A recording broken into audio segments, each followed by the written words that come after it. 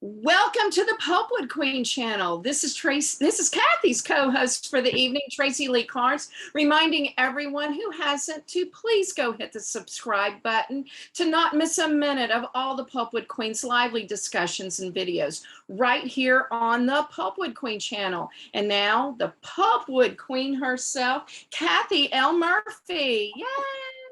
Hi, everybody. Sorry, having a little bit of internet disconnect this afternoon. It's not storming, nothing's going on, but I was in the other room fiddling with my box, and I finally, turning it off and on, got back on. So sorry for the delay. Tonight on the Shah Rukh Khan Friends and Film Club, we're going to be discussing one of my favorite films of ever. I think it was probably about the fifth or sixth film I saw of his, but it's called Zero, and it's a film that wasn't done that long ago, and it stars Anuska Sharma and Katrina Kaif, and it is a very interesting story that's filmed part of the time in India and part of the time in the United States. So have you all had a chance to watch the film? Oh yeah. Okay. Lovelace, are you there? I'm here. I watched it a while ago. I've been really busy this weekend, so it's okay if you haven't seen it. It's okay. Nancy, did you get a chance to see it? I've seen it, but look forward to it. Yeah, well, it's a fabulous film, and we're not going to give away any, things that will give the indie away. But it's a amazing story because this is the first time I've seen Shah Rukh Khan play a character like this. The beginning of the film starts with a fantasy that he's dreaming, and he's normal size. He looks just like Shah Rukh Khan, and he's, as we often do in dreams, we're kind of fulfilling wishes of what we wish life would be like. And then he wakes up, and what we find out is that he's vertically challenged. He is a small person, and he's in his late 30s, I believe, and he's never married. And he's in this, as it is in India, families all live together. Even when they get married, they, usually the bride goes to the groom's family to live, and everybody is living together. So that's the beginning of the film. And what is amazing about it is I don't know how they did this film. I cannot figure out how they made him look like a short person. I cannot, did you find out anything about this, Tracy, about how they did? Okay, I want to hear about this. Okay. So basically what they do is called forced perspective. And it's how they filmed The Hobbit and The Lord of the Rings. So that when you see the Hobbit standing next to Gandalf, Gandalf looks really tall and the Hobbit looks like a hobbit. And basically what they do is they put one person way over here and one person. So you see perspective right there. Yes. So in proportion, they look exactly right. Right. But then how did they do it with there's a scene in the movie that is my favorite scene of any movie I've probably almost all I've seen of Shah Rukh Khan, where he's romancing this woman who is a brilliant scientist that works for the NASA space program, and she is in a wheelchair, and that makes them of the same height. But they do this scene where he dances with children in this hotel, and it's a visual feast, and the song is one of the most haunting songs, and it has an orchestra playing in the background. How did they do that? Now that I can't tell you, but I still think they CGI'd a lot of it. This is one of the first films that they have done with, as far as Shah Rukh Khan goes, that is heavily CGI and visual effects. It's what's amazing to me is it does not seem so. No, it really doesn't. It's very seamless. He's dancing with children in front of this woman, and he's lifting this girl and making her look like a fish, and he's doing all these things. And then there's another dance scene in the movie where he's with Salman Khan, and he's the judge for this dance contest. Mm-hmm. And whoever wins this dance contest gets to meet in person Katrina Kaif, who is playing a person very much like herself, an Indian Bollywood heroine, a superstar. Right. And there's this dance contest that he does with two other grown men, and then Salman Khan is doing the judging, and then there's a dance sequence where they're dancing together, and at the very end of it, Shah Rukh Khan jumps up, and Salman Khan catches him like a child, and it's just hysterical. It's probably, this film took me from crying to laughing my head off at some of the scenes in the movie, to crying, to it's the wonderful thing about Indian storytelling is that it's not predictable like America's storytelling. You know, we start out with a conflict, you know, we go along with the story, we have this epic arch in the middle, and then it goes on with the story, and then you have this other wondrous resolution at the end. Well, the one thing about the Indian films is just when I think the movie's over, it's like the first or second part, and then you go on with a whole nother story. It's almost like a mini series in one movie, because it almost really is. It's because it's broken up into these two halves. You know, the first half being filmed there in India, and then the second half of it being filmed in the United States. So you get these two perspectives of life, and it does not follow the normal Bollywood formula at all. It starts out that way, but it, you know, without giving away too many spoilers, it doesn't really, it kind of does actually in that way, I think, but apparently audiences really didn't take too kindly to them kind of straying away from that formula. And it didn't do as well at the box office. But I think in the long run, this is going to become one of those classic cult films that eventually everybody is going to come to know and love. Like we have cult classics here in America. I think it's going to be a cult classic in India. I think Americans embraced it, and people in other countries embraced it. But the thing that stands out to me more than anything is that I always think about the film It's a Wonderful Life. When that film came out, it bombed at the box office. It bombed. And I've heard Shah Rukh Khan, you know, he'll think a film is going to do really well, and then another one of his films was, you know, My Name is Khan, which was done in the United States mostly, and it was not embraced. To me, it's one of the best films I've ever seen, but I'm looking at it from a Western perspective, you know, a perspective as American.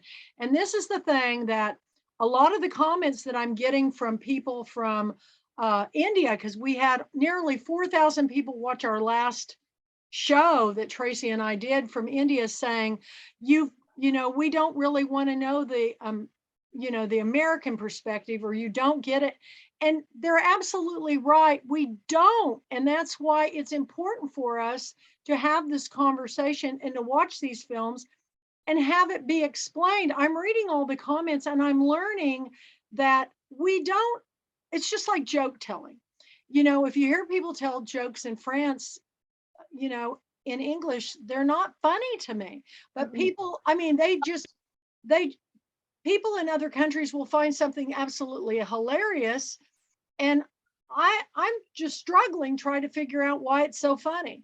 And some of the darkest humor that I see in India, they find hysterical, and I find it shocking. A good example is Red Chillies Entertainment just did the film Darlings with Alia Bhatt. And it's about, they said it's a darling film and it's hilarious. And it's a story about a young woman who marries a man who's totally abusive to her. I mean, treats her terribly. And then the second part of the movie is her seeking revenge. And I didn't find anything about this movie funny at all. The acting was incredible. The guy who plays the husband gives such a believable performance. I would love to meet him in person because I hated him at the end of the show, but that's how good an actor he was. But the thing about the films that we're watching is just like when they watch American films, I'm sure they don't always see the humor. But if we don't have this conversation, if we don't talk about it and explain why that's funny to them or not funny to us or vice versa, how are we ever going to learn more about each other?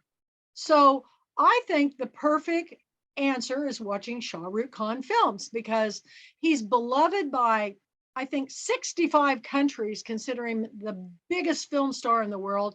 And he actually is the biggest film star in the world because he has billions of fans, where our country just isn't as big as India. And the cities aren't, billion people, they're millions of people. So we have a lot to learn from watching the films. And at this time, I would love you guys to pipe in. Lovelace, you've watched a lot of films from India, and you're doing your podcast, Bollywood and Books. What is your take on, the difference between us watching it and people from the country where it's filmed? Oh, you're muted, Lovelace. It's okay. Yeah, well, I'm a day late and a dollar short. What can I say? First of all, I don't think anyone in this country has the kind of the fandom. I mean, somebody was talking about, well, who is the biggest star in the United States today? Is it Tom Cruise? It's not Brad Pitt. And but there were times, it seems to me, that the fans are just rabid. They love Shah Rukh Khan. I I look at Indian cinema versus Hollywood cinema, exactly as you said. There seems to be that people are mostly following just, you've got the inciting incident, you've got, you've thrown somebody into a horrible place, and then you move into the second part. In the middle of the second part, it's a disaster. Oh my gosh, everything's going to fall apart. And then slowly that person, if it's anyways, but it follows kind of a standard pattern, for the most part, a 3-act structure, but not all films do that. And I think, as you said, with Indian cinema, you're not going to find that. But there's the stories. I love the stories within the story. I love the I've really come to really love a lot of the actors, to watch them, to see what they're doing. And it's fascinating. I don't know if this is answering your question, or if I've gone off on a tangent. It is. The colors are, first, I think that the set design, the colors, things are really just vibrant. Even the ones that are like murder things, the police, the procedurals, they're just, you might still see somebody dancing and they're killing people too. So I don't know. Just absolutely. The first time I watched one, my mouth was just hanging open because, here you've got like an RRR, you've got this incredible like jungle where they're being chased by a tiger and a wolf, and you're going, oh my goodness. And the next thing you know, we're in British colonialism time, and we're having a dance competition between this Englishman who's trained in the dances of the day, and then the two stars of the show break out into a dance number like nothing I have ever seen in my life. So, and I'm just like flabbergasted. And I think the difference between, and this is just my my ignorance, I'm going to tell you, because I'm just still learning from watching 2.5 years. But I think that films are revered in India as the ultimate entertainment. When I say people go to the movies, they had Shah Rukh Khan's film, and it's DDLJ, or the one with Carol, played in cinemas for 25 years every day. People would go to it like, it was just like the go-to film, and people would go every day. And many of his other films have been that way. And it's because at the end of the film, your life just seems, there's so much hope.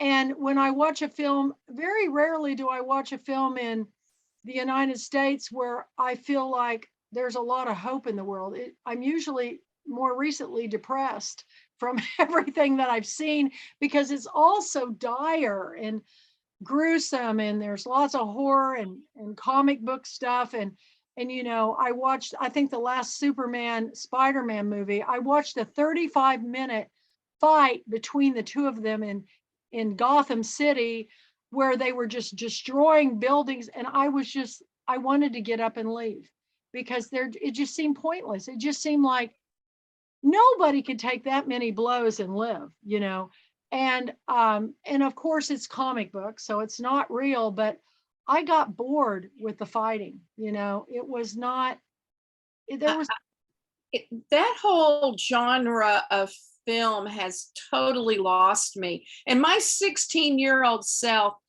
would not understand me saying that, because my 16-year-old self loves Star Wars and all of those wonderful movies. And to think how far cinema has come since, we were young. And for me to say, it's really, to me, it's disappointing story-wise, and we have all these wonderful visual effects, and we're showing off the visual effects instead of showing off the story. And the actors, the actors don't even talk. They're all just, and they're not even acting. They're not even actually the actors. They're a stunt double. It's like Aquaman. I love Jason Momoa. I went to the film. I was so excited about it. And he hardly talked through the whole film. Basically they were just showing off his chest and, his prowess on riding a seahorse, whatever. I was like embarrassed for him, because I was thinking he's too good. You know what I'm saying? He's good for that film. He's too good. And they're going to do a sequel, and I know it brought in a lot of people, but I don't know who. Kids watch him, I guess. I don't know who would watch them. Tracy, you've been in the film industry, as have I. You know why they're doing that. I know why. It's completely about the money that they're Absolutely. generating. It's always about the money. And I think you probably know, I used to work with Sony Computer Entertainment of America in LA for the launch of the PlayStation, and I thought that the games, Grand Theft Auto was an early game Right. And I thought, this is just really violent. I don't like this. And and I was watching the evolution of graphics, the types of things, the special effects, all the exciting things that are available, that just have developed so much over the years. And I don't watch the comic book films either. I don't. Well, and I know they're appealing to a youth market, but when you look at the dollars spent in America, the money spent, and the people that are in book clubs, the predominant demographic is baby boomer women. And baby boomer women want a story. And that's why when I picked my book club selections, and we had our book club meeting the other night, Leslie Kagan said, I don't want to hear about a 30-year-old who's, wanting to have a baby and marry the right guy. I want to read about real people that I can relate to. I've already been through all that. And I think the, you know, and young people are reading. Granted, my two daughters read a lot, but they're reading things like Neil Gaiman and Holly Black. And, you know, they're reading a lot of things that I enjoy too.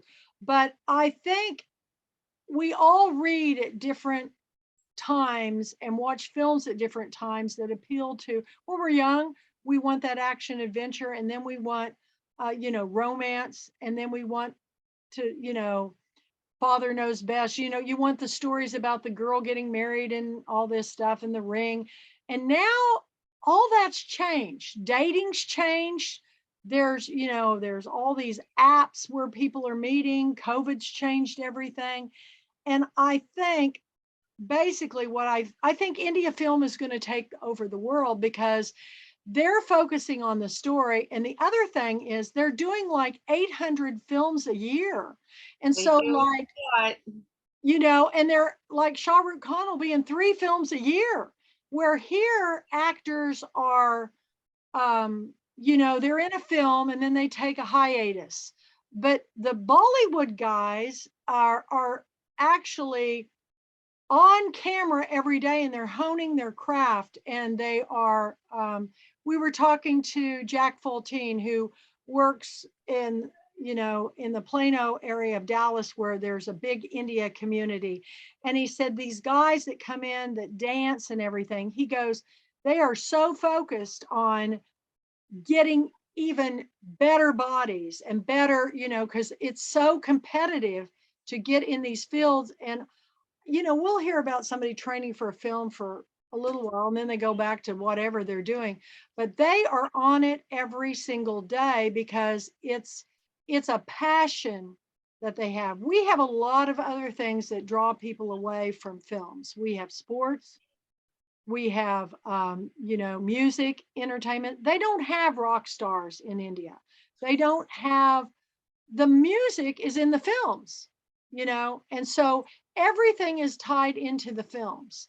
And so I find it refreshing that the story is the most important thing in the world, and the fact that they're telling stories in a way I've never heard before.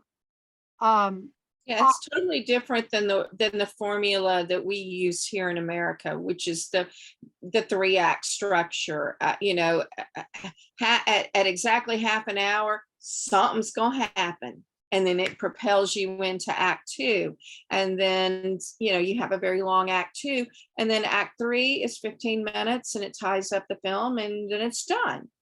And they don't do that in India. It's totally different. They like a long exposition. They want you to understand this character's motivation, that this is who this character is. And now suddenly here's this love interest that comes along. And then we want to, they're not showing love at first sight. They're showing he's got a process of falling in love with this person, and it takes a while, you know. So these movies aren't, you know, 2 hours long. They're 2.5, 3.5 hours long.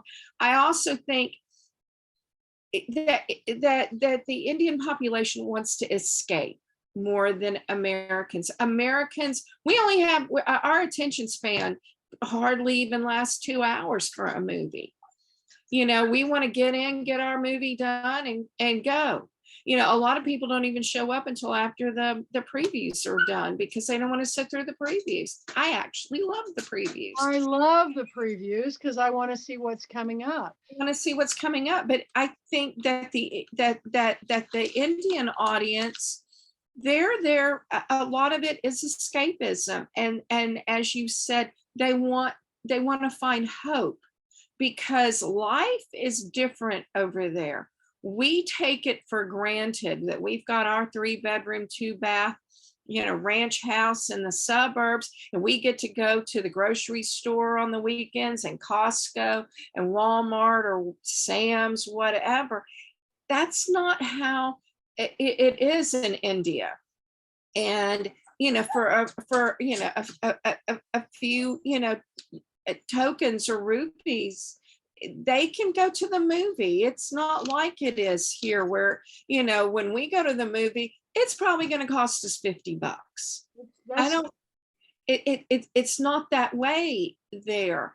And so it is pure escapism. They want to be entertained. They want to spend 2.5 or 3 hours in that escape, because life is tough. Life's different. And you know, it's pure entertainment and to them. And you know, whenever he's home, when Shah Rukh Khan is home, he goes up on his balcony, and you know, people wait for it. They want to get pictures, you know, of him, and 10,000 people show up.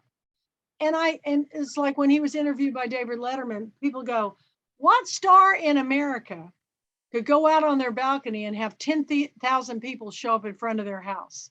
I don't know anybody that would. I can't think of anybody that would happen to. There's not a big, you know, Brad, you can't get to Brad Pitt's house. I mean, I know where it is, but you can't get there. You know, if I was to go try to look at him standing on his balcony, having a cup of coffee and waving, there would be a restraining order, and I would be in jail, and I'd probably, you know, have a 72-hour hold on me. And the films themselves are not run by studios. No. They're run by the sponsorship of private corporations. Exactly. And so, yeah, and the one thing, you know, I've heard Shah Rukh Khan say over and over, everybody thinks I've made my money from he's been in like over 80 films now. And I've seen most every single one of them multiple times. But the thing about it is, he says that the money that he makes from the films, he puts right back into his Red Chilies Entertainment. And now what he's doing is he's helping younger stars. He's, you know, helping film them. And that Alia Bhatt, who stars in Darling, this was the first time she ever got to direct a film. And, you know, he's had her as a co-star many times. And he said, if he was a younger man, he would have played the abusive husband. But he said, I'm just too old for her. She's, you know, a kid. But I think that's amazing too. But he says most of his money has come from corporate branding. So like he does commercials for everything from English biscuits, which are cookies, to, you know, watches, to cars, and people pay him a lot of money because he's the official brand spokesman for the country of you know, Dubai. And he's did all these commercials, and I'm just in awe because and a lot of people in the country here, if they got to be at that stature, they would be scorned, because if they're that rich, why don't they help people? Well, he is. I'm reading almost every other day how he's helping some organization or something. But that in India, people love the fact that he was a Delhi boy, and you know, from a family with not that big a means, and he lost his parents at such a young age. He literally went at 15, 16 into the television first business right when it just first came out in India, and then switched over to the film industry, and he just took off like a rocket. I mean, just like a rocket. But there were times when he said he slept on the street, and you know, I think he deserves every bit of fortune that he's made, because he works really hard. I mean, like 18-hour days, and he is a workaholic. I know that for a fact. He says biggest thing is his family's always saying, you know, you're just working all the time. But I do believe that sets an example for people, whether you're in India or whether you're in any other country, that if you work for it and you work hard enough for it, look what you can do. I mean, that's the way I look at him. Look what he has done in his life. And so when I watch a film like Zero, I'm just so taken with the risk that he's taken as an actor. I mean, here he was, this romantic lead, and now all of a sudden he's playing somebody who's,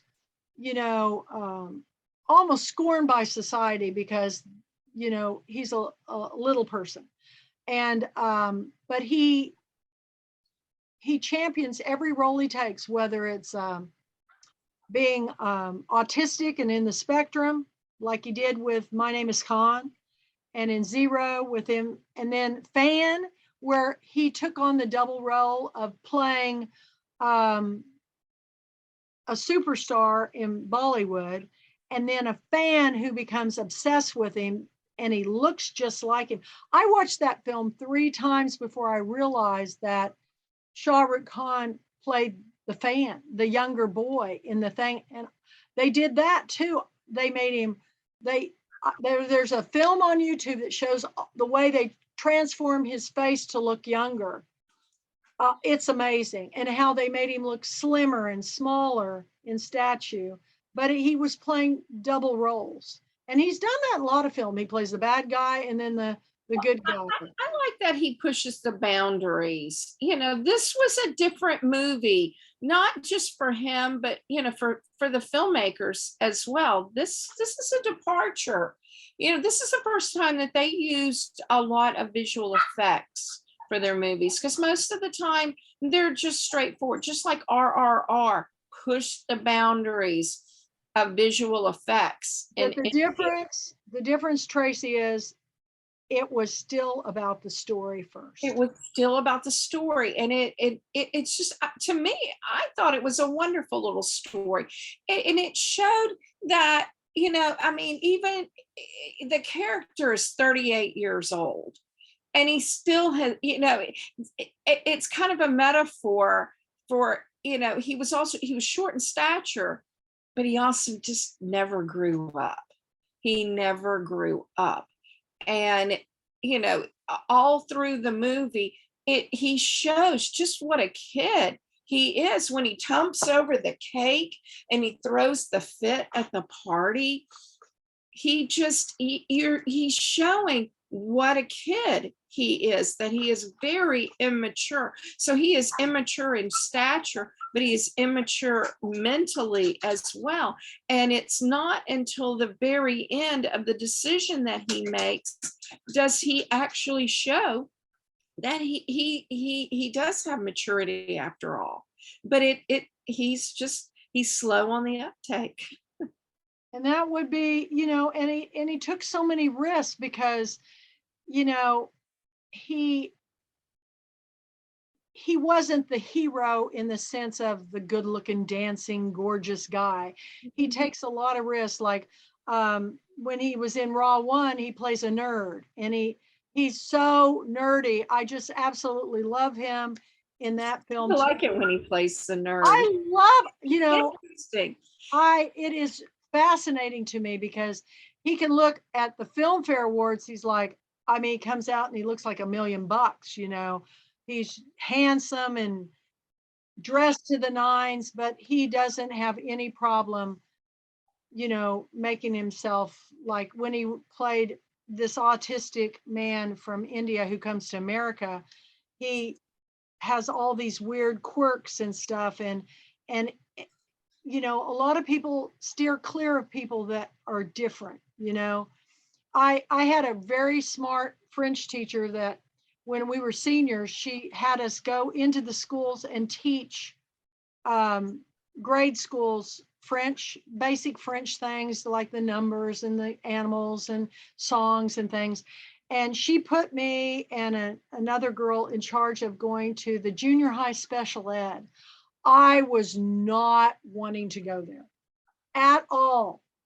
And what I took away from the experience was I learned that these are wonderful human beings, and they're so loving and kind, and they so want to learn. And I also had a 5th grade class, and they were like the bane of my existence when I was a senior, because they were smart alecks, smart asses actually. And they just, everything you said they made fun of. But when I went to the junior high, they tried so hard to learn they wanted to learn. I left there thinking what an idiot I was, because and so whenever I see somebody that has you know, we all have disabilities, okay? Some of them are emotional, some of them are physical. But whenever I see somebody struggling, I always am reminded of what that teacher taught me by going to that class, and I try to help in some way. And if everybody would be so kind as to, watch these films and learn from them, the world would be such a better place. But I love this film, and I hope for people out there that are watching on YouTube, please subscribe. Please subscribe. I hope people that are watching on YouTube will go back and watch this film if they haven't seen it. I've seen it, I bet 5 or 6 times, because whenever the first scene of when he goes to get married, I don't know what it is about that scene, but he's moving back those things from his face, and he's got that money around his neck. And then he pulls it all off, and he takes off running and jumps on that bus. And then he ends up in his boxer shorts and a it was to me, that was so reminiscent of Runaway Bride when he gets on the bus. It was that exact scene when Julia Roberts, is a runaway bride. And he wasn't ready. He wasn't ready yet. He loved the girl. Emotionally or mentally capable of being a husband. He just hadn't lived. He hasn't proved himself. He was still a kid. He's 38 years old, but he had never grown up. And it was very reminiscent. I like that when I'm watching these movies of his, that you do see aspects of American film, scenes cropping up. And maybe because I'm such a film geek that I recognize them, but you can see that where the American film influence crops up in these Indian films. And that particular scene, there's several of them, dotted throughout the movie, but that one was, to me, was very iconic when he leans out the bus, and that same scene of Julia Roberts leaning out of the FedEx truck, and I don't know where she's going, but she'll get there by 10 a.m. What I also, as I'm going out and speaking, somehow I always bring Shah Rukh Khan up in a conversation, and it blows my mind that he's the biggest film star in the world and people have never even heard of him. So we made a trip to Dallas this weekend to go hear our author Jamie Ford at the Dallas Museum of Art. But we went up early because we wanted to go into the Indian section of Plano, where they have lots of stores and shops, and I was looking for something particular for girlfriend weekend, and we wandered into a shop that actually was owned by a woman that was from Pakistan, and her name was Samina. And yeah, and so when we were in her shop, we're talking to her and everything, and she's probably looking at us like we're crazy because we're going nuts over everything in her store. Oh, we went nuts, and she just was like, okay. She goes, okay. And then I said, I'm a big fan of Shah Rukh Khan. And that was it. She goes, that was it. He opened up that store to us, and it just, it brought our two cultures together. And she gave us, she gave us discounts. I never try on clothes. I never try on clothes when I go to the store. And she goes, Kathy, please try it on because I want to get you a picture in that outfit. And I go, well, I'm going to do it for you. And so she took my picture. And then when I left, I said, well, I'm hoping I can wear this on my birthday. She goes, when's your birthday? And I go, this Saturday. And she goes, and she pulls down these rows of bracelets of the most beautiful. In fact, I have them on tonight. She gave me these 2 beautiful rhinestone bangles that are they're gorgeous, from Pakistan. And I said, oh, no, I can't. She goes, no. And I said, well, I went to hand her one back, and she goes, no, they're a pair. She goes, you can wear one on one hand or one on each arm. And she goes, I want you to have it. And when she found out I was an artist, her son has a restaurant down the street. She said, oh, could we put your art? And I showed her Rakesh. And she went crazy over Rakesh, which is the book character from Who wouldn't? Gatani's Winds of Fire, in her new series and her Dynasty, her first book. And she goes, oh my God. He's gorgeous, you know. And then the next thing we know, she's showing us all the picture of her children. Oh my God, she had the most beautiful grown children you've ever seen in the world. And they looked, I would love to paint them. But we had such a wonderful time. And I found that when you're speaking to anybody from anywhere from Pakistan or, you know, the Middle East or anywhere about Shah Rukh Khan, it's an instant icebreaker. If anybody loves Shah Rukh Khan, they love you. And I think, what a wonderful message and thing he's doing in this world, because he's making bridges. He's an ambassador. He's an ambassador for world peace. And if you know, I think he's probably done more than the United Nations when it comes to creating wonderful. And there's a lot of people that, you know, still don't understand it. But if we just pay attention to what he's doing, he's showing how that if we just love everybody and we quit putting these prejudices on people, like they're different from me, their religion's different from me, so I'm not going to like them unless you're with my religion or my country. What we need to learn is that we just, you know, whatever your higher power, if you just love everybody and you're kind and you show understanding, what a better world this will be. That's why your podcast is so important, Lovelace, your Bollywood Books podcast, where East meets the West, you know. And also through our art, Nancy Raia, because, you know, we did a collaboration together not too long ago, and there she is painting away. I'm got to get my tar paper paintings done because I just haven't had time, but I'm going to be working on them later after I get my roof fixed. Beautiful. That is beautiful, Nancy. She's been doing this the whole time. You guys, if you don't know Nancy Raia, she's a Fairhope, Alabama artist, and she's absolutely, her art is created in the moment. It's the most authentic. Oh, you are my sunshine. Good for you. I have mine. Oh, it's in the other room, but I love everything Nancy does. And it's beautiful. Live your life like you're writing a book about it. I love Nancy, and I'm looking favorite. I love it. I've got to get it framed. I didn't mean to be rude and be painting, but I'm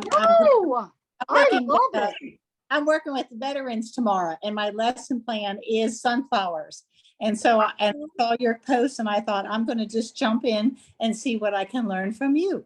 And so I love learning and painting at the same time. And in fact, it's good when I'm painting. It's when I'm quieter for you. Well, you know what would be wonderful is if we could get artists from other countries together. And, you know, the Eastern Shore Art Gallery is a perfect place because it's so focused on, you know, really on the artists and the art from all over. But if we could do collaborations with artists from India, I was supposed to go to the Lakota reservation up in the Dakotas, and then COVID hit because Joseph Marshall III, which is Lakota, full-blooded Indian, teaches the language at these summer camps to the next generations of learning Lakota. And he asked me to come up and teach the kids how to paint with alcohol ink so they could use that medium to create their stories in their art with a new medium. And I go, oh, what a wonderful collaboration. Well, it didn't happen. I'm hoping that the world will open back up so that I can go and do that. And he goes, now, when you come, you know, all of our visiting people that come to do these workshops, they stay in the tents just like the kids, the teepees, you know. And I said, oh, I'm so there. I will so be there. I cannot hardly wait. But COVID happened. And so what you're doing, Nancy, with the veterans and with all the projects that you're doing with reaching out to people that are older and nursing homes, and in the, you know, having people in their 90s paint, working with veterans, you know, art is a bridge to create. When you create something with people, they can tell their story. They may not to be able to verbalize it, but you can paint a story. And that's what the India filmmaking, they're painting a visual story through the art of filmmaking and screenwriting. So it's music, art, you know, reading, literacy, filmmaking, cinematography, screenwriting. These are all things that connect us in a beautiful, passionate way to make the world better. And, you know, if you get rid of art, Be told a story. Humans want to be told a story. And that is what, doesn't matter if it's art, music, film, writing books, anything. You know, look at all the stories that have been passed down through history. It is all about the storytelling and art. You know, look at cave paintings. You know, look at the stories that are passed down. It is our, you know, human nature to tell and listen to stories. And I think, you know, as you were saying, Kathy, that if we listen to each other, we are more common in our, you know, in our daily lives than we are far apart. And Lovelace wants to say something. I do. I just wanted to jump in. You know, I interviewed a young woman who's in Charlotte, North Carolina, Surabhi Kaushik, and she hasn't been in the States that long, but she has started all these wonderful workshops, one of which is writing and art. And so she pairs up with an artist friend, but she's also does workshops with people. It's like writing and movement, and you know, but she's connecting different people in India, people actually all around the world, with to talk about writing and the arts. And I think it's pretty amazing because she's not allowed to work in our country, and she's very, very smart and has a great background in advertising. Why can't she work in this country? She doesn't have the correct visa. Her husband is here working, but she can't get a visa, which is something that I don't understand, because she received the governor of North Carolina's award for her time in volunteer work in the community. So, but I just want to have a shout out about her, because she's, you know, just an incredible person. She's brought all these talents to our country, and it's a shame that she's not able to use. I mean, she's using her talents, but she's not getting paid for it, and she can't get paid for it. Well, I hope somebody in North Carolina heard that, because if she's winning awards from the governor, my goodness, somebody needs to get her at a university. And you look at the doctors and the professional people you're going to these days. I mean, when my sister was in the hospital, all her doctors were from India. And I just felt an instant connection, because I've been watching and I was telling them I'm watching Shah Rukh Khan, and their eyes just light up and they go, oh, we love Shah Rukh Khan. And it's an instant icebreaker. And my sister goes, what is it with you in India? And she's watching the films now, and she's gotten hooked. But she was like, I don't want to watch these films because they have subtitles. But if you watch enough of them, after a while, you don't even notice it. Isn't that strange? And I've recognized words, that they say, like a cha, I recognize things that they say now. I know what they mean. But my biggest, one of the biggest thrills I had in my life was when I was in college.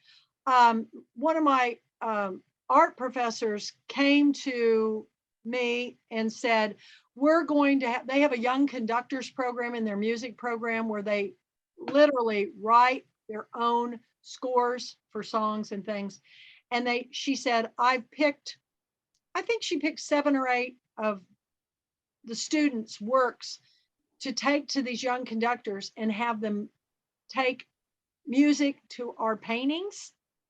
And I went and I didn't really know what to expect. And we were all crying because when you hear the music that has been made for your art, I'll cry right now. It was like, I thought they created the score. I had 2 paintings picked.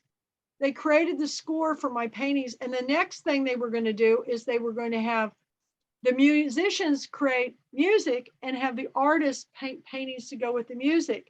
And I thought, what a beautiful, wonderful way to celebrate things that we do. So these collaborations, like I did with Nancy and Fairhope, it actually gives me such inspiration. I was so inspired by Nancy that, I came home and I just am your biggest fan. I mean, I'm your biggest fan.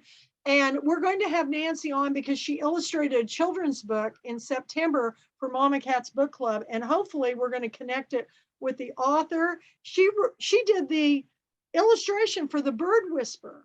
And so we're going to have them both on for Mama Cat's Book Club and have them both talk about this collaboration. And I want to do more of this because I think the more we collaborate our stories, the more we can be inspired, like watching Lovelace Bollywood and Books inspire me to do even more, and not just books just in India, but her panel she's going to do at Girlfriend Weekend is going to be on East meets the West. So we're going to be doing the whole Pan-Asian Pacific community, the international books that we're doing on her panel that just have really changed our lives this year. So Allison Hong Merrill just signed up. She's going to be coming, and I've sent it out to several others, and I'm crossing. I'll hear from them directly. Some of them have been doing book events, but this is for those listening out there in the world, whether you're from India or beyond, or right here in the States, what we're doing is we're building bridges. And we want people to know that reading, writing, art, well, no matter what faction you're in, whether you're screenwriting or film, for television or anything, the songs you're writing, everything, music makes such a connection. Lovelace. Lovelace has got to go. Thank you, Lovelace. Thank you. We love you. Yeah. We'll see you next time. But this is a perfect opportunity for us to be like Shah Rukh Khan, goodwill ambassadors through collaborations, please don't think that we're trying to instill Western American philosophies upon your films. We're trying to understand your culture and your people and your religions and learn and educate ourselves. And I have to tell you, my whole life changed from watching the Bollywood films. And now I'm really spread out and I'm watching films from everywhere. But it's given me, I think, if you don't know who Shah Rukh Khan is, what else don't I know? He's the biggest film star in the world and I didn't know it. And every day, either somebody's never heard of them before, or then their eyes just light up and they go, oh, I love Shah Rukh Khan too. And so I used to get mad at people who just are focused in America's the greatest country on the planet and I'm not going anywhere else. This is it. And I always, I used to get mad at them. And now I feel sorry for those people because the world is a wonderful place, and learning about different cultures and going to different countries, or even just going down to a local Indian restaurant or a Pakistani restaurant or a Vietnamese restaurant. You learn so much, and it opens you up to just, It's delicious. it's delicious, and it's really not that much different than our own. They all have chicken noodle soup. But they all have chicken noodle soup. Nancy's got something to say. I guess I was going to say, I lived in Los Angeles area, and we went through the Northridge earthquake just north of Los Angeles. Joe worked in Los Angeles, and when you've been through a natural disaster and your neighbors all come out in the middle of the night to make sure that your house is okay and you're okay, and they're from all different cultures and countries, nothing matters more than that you have respect and you care. One person says, let's put the kids in our van to stay warm. Somebody else is bringing out the sterno and a campfire to get cocoa for the kids because it wasn't safe in our houses. So when you have a natural disaster and you shouldn't go in your house, and your neighbors are from all different cultures. And I loved my neighborhood because they were also different backgrounds. And I think what I really evidenced that when was my mother passed away, who had lived down the street with my dad, and everybody offered me through their culture, their prayers and the way they salute and honor the soul on its way home. And I loved it that my Japanese neighbor told me her customs and cultures and when she'd pray for my mom. And my neighbors that came from Iran told me that, what they would do. I absolutely loved it. And I grew and I was enriched from learning their foods and their holidays and how they blessed their foods. And my husband loved it when I went across the street and my friends that were from Iran, they would, the mother-in-law would be making food all from scratch, and I'd bring home some samples to my husband. But first she had like a 5-minute blessing over it in her language. And my husband loved the food and the blessing that I shared. So we always learn through the cultures and the face and just everything from so I love it. I've been exposed to a lot of different cultures, sometimes just right within this country, and have traveled some. And they all enrich me. I love it. Well, I would encourage anybody that is been holed up during the time of COVID, when they can get out, if you go out into the world, people are very welcoming. I mean, Tawana and I went on these road trips across the country, and we met the most incredible people. And it was nothing like I was seeing on Facebook. All the horrible stories going out. It was the exact opposite. Everybody embraced us. And I remember being it was New Jersey, and I went to pump gas. And this man came out running out and he goes, no, you can't do that. And I stopped and I said, what do you mean? He goes, you can't pump your own gas. We have to pump it for you. And he was kind of angry. And I said, you mean you pump our gas for us? And he said, yes, it's a state law. And I said, well, by all means, thank you. And I said, let me get my camera. He goes, he looked at me and he's pumping my gas. And I said, I want to get a picture with you and show you the hospitality of New Jersey.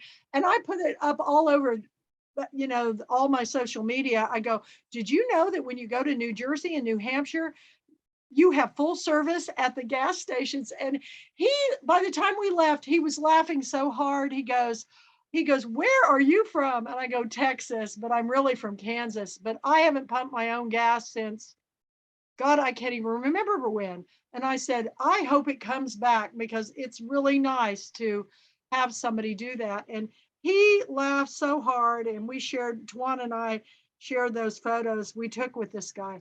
But it's all about getting in a conversation with people. And when somebody gets upset, stop them and say, why are you upset? And then if you just have a minute and say, well, we don't have that in Texas.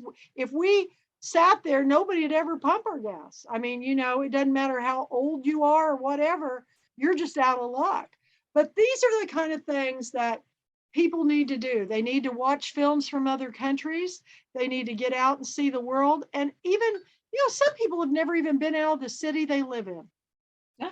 And I feel sorry for them, because every time I go somewhere, I come back, and there's never been a time in my life where I've ever said, I shouldn't have taken that trip. I should have saved my money. I gain so much from every trip I take that even if I'm dead broke, I find a way. I go on every opportunity, and I taught my kids to do that. Don't think you can't afford to go somewhere, because if you really want to do something, you'll find a way. And luckily, my kids have traveled even more than I have, and I'm proud of them. So, Nancy, before we go, I want you to explain more about this Veterans Project, because I think it's important, and I want people to know what you're doing as an artist. Okay. We have a very nice veterans home about 50 minutes north of where I live. And I started teaching some of the residents in assisted living or day programs for cognitive decline. And I got invited to the veterans home because somebody, transferred up there because they needed a permanent stay. And they found that they love to do all kinds of different things with them and stimulate them, but they found that when I come in now, for instance, and I didn't mean to be rude, but I really was working on my lesson for tomorrow, I'll pre-draw something that the veterans will each get one of these. Okay. And it's even got a cute little ribbon on it. So when it's finished, they can hang it on their door. And because I find a lot of my senior citizens love to say, I went to art. Look, it's on my door. They love that. And what I'll do is I'll show them this, and then I might say, oh, look, I like to draw sunflowers, or I like to draw sunflowers, or I'll show them different ways that you can do it. And what I do is I want to get in and get them started. And so what I'll do is I'll pour the paints out, and I'll walk around and say, for instance, you maybe want to start from top to bottom, or if you want to start upside down, and let's work on the greens. But lots of times I'll say, let's start in the center, because we want the layers of paint to dry, because we have to create a center that's going to make the bees say, oh, look at that bullseye. I want to come in and pollinate that flower. So I teach a little science and art. And I'm excited because one of the former recreational therapists that used to be there and went on and kept getting her advanced degree, and she's teaching recreational therapy at South Alabama. And she said, I want my students to come intern when you're teaching.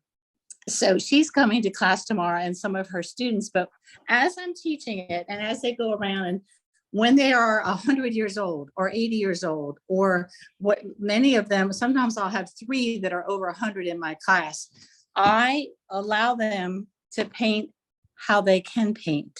I don't criticize, I encourage. Sometimes I take their hand, and if they're shaky, and I get them started. If they fall asleep a little bit, I tease them. I'll say, that's okay. My husband does the same thing when I'm talking. I humor them, and I love them through it, so that they need to have social stimulation. They need to do some problem solving. And as it goes on, I'll gently start asking their story. Where do you remember sunflowers from? What did it stand for you? I'll come in and introduce a little bit, what season of the year it grows, and it stands for loyalty and strength. And then somebody's going to say, my grandmother always grew them. Somebody's going to say something like that. And my grandmother, I took pictures every year next to the sunflowers, and then I'll ask them where they grew up. So that's how I can get into their story. I let them tell me about the sunflowers they remembered. Maybe they ate sunflowers out of a bag, sunflower seeds at their son's baseball games. So it's a chance for me to start with something that's a known image. And the ones that are really strong at art, sometimes I'll give them a much bigger one with multiple sunflowers. And then next thing I know, they're asking me, can I have a blue background? Can you give me a ultramarine? And I'll give them whatever they need to finish it. So sometimes by the time they're finished, they were a graphic designer, it comes out what their career is. But I love to listen to their stories. If they're low vision, these are created with a puffy paint. So if I can direct them to find the belly button, we can start there, even if they finger paint, because I work with people that are blind as well. And sometimes I teasingly say, I love to hold some of the men's hands because their skin is so soft. I said, let's find where this sunflower lives. So that's what I do. I kind of talk and I share and I encourage, but there might be 18 at a time in there. And they come in and they come and go depending on their doctor's appointment. I just kind of keep it going. I can't sit there. I used to try to draw a flower in front of them and they draw with me. This is something that I've narrowed down works better for them, is to have a minimum, something minimal drawn on it, even if it's just 3 sailboats, and we go from there, because they will add their story. They'll ask for Sharpie to draw some more. And if they're finished that one, I give them a blank one, let them draw what they choose. So that's what I do. Well, promise me when I come back to do this collaborative work that you'll take me to Okay. one of your things so I can intern with you and see how you do this, because this is what we need to do in this world. If you're all listening, share a story, read a book to a child, sing a song, talk about the songwriting involved in writing a song. Maybe they don't want to write a story. Maybe they want to write a poem. Maybe they want to do, become a screenwriter someday, write a movie, write a play. I think paint it, and you can take all these sunflower pictures and make a beautiful story book that you can share with others as like, I just get excited about this stuff. So we kind of got a little away from the film, but it basically, everybody, what you need to know about me as the CEO and founder and executive director of the International Pulpwood Queen and Timber Guys Book Club, it's all about the story. It's not about our differences. It's about how we find commonalities. And Tracy's exactly right. So please subscribe. It costs nothing. Please share, get all your friends to watch, have watch parties, and join the conversation. I post the Zoom links on my website, www.thepulpwoodqueens.com. And if you want to know more about Nancy Raia, who's this artist, what's the best way to get in touch with you, Nancy? Probably just look me up on Facebook is one of the easiest. Nancy, Nancy, Raia, Raia. And the way you say it, this is what I teach my students. If I did a good lesson, you need to say, Mrs. Raia, she's on fire. I'll remember, I've been pronouncing it wrong. No, that's okay. That's okay. No, I'm glad. And Tracy and I have got some big plans coming up too, because can we give a little tease about what's going to happen after Girlfriend Weekend? I think we can give a tease. I think we're going to make that happen. Yeah, well, the big announcement is Tracy has a new book that's going to be published by Brother Mockingbird, and the book is The Darlings of Sundance. And Tracy has been to Sundance many times and basically fictionalized a story about what happens there. I had no idea, and I'm such a film person, I wanted to know. So Tracy and I are going to drive back from Girlfriend Weekend, throw our summer clothes from Amelia Island in her house, grab our winter bags, and we're driving to Park City, Utah to do this event. And we've got on our panel that we're going to be setting up. We'll announce this later, but who have we got going to be there with us? We have David Patterson. And David Patterson, he had the 2005 film Love Ludlow there at Sundance. And it was just a wonderful film. It was a wonderful experience hanging out with everybody and, basically getting people to come and see that film. And he had a publicist that wasn't really doing his job very well, and David had paid him a lot of money to do his job, and he wasn't doing it. And there was no press screening of David's movie. And so it was debuting later in the festival. So it was going to kind of die on the vine.